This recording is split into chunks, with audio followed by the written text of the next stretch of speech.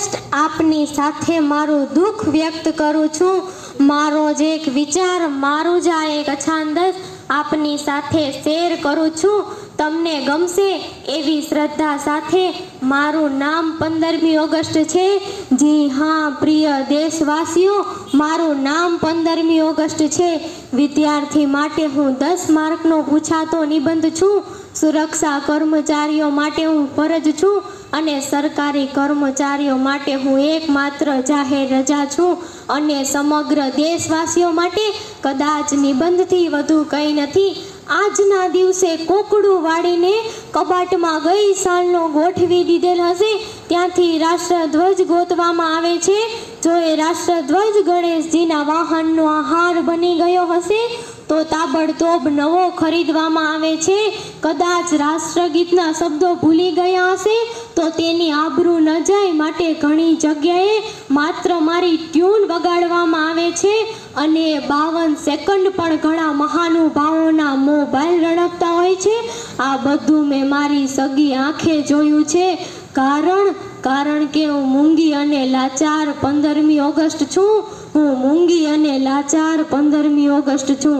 ત્યારબાદ રાબેતા મુજબ નક્કી કરેલા 8-10 દેશભક્તિ ગીતો પર નાના ભૂલકાઓ દ્વારા અભિનય ગીતો રજૂ કરાય છે। એ બાળકો જેટલી જ અલ્પ સંખ્યામાં ઉપસ્થિત શ્રોતાઓ દ્વારા એમને વધાવાય છે।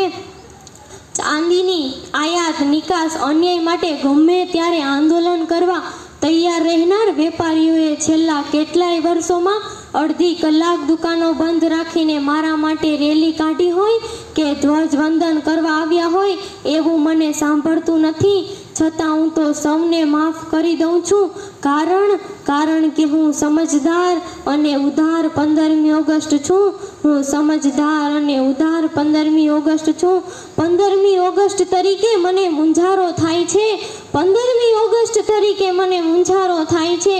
લાલ કિલ્લાની આ દિવાલો જોઈને એ લાલ રંગમાં મને ભગતસિંહ અને ચંદ્રશેખર આઝાદની આંખોનો લાલ રંગ સાંભળે છે।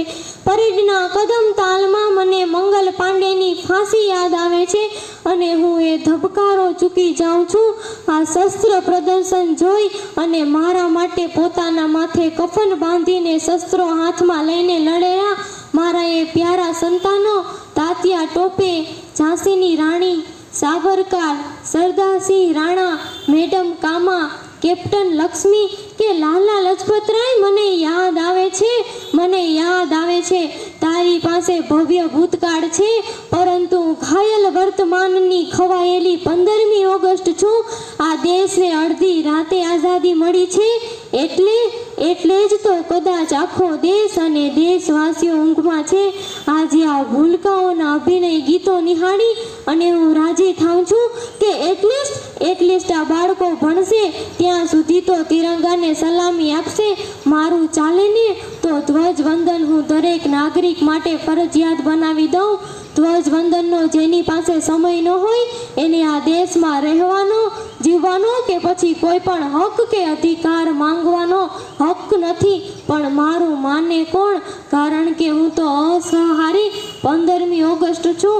સવારના પહોરમાં ટ્રાફિક સિગ્નલ પર 5-5 રૂપિયાના પ્લાસ્ટિકના તિરંગા વેચતા 10 વર્ષના બાળકોને જોઈને મને રડવું આવે છે।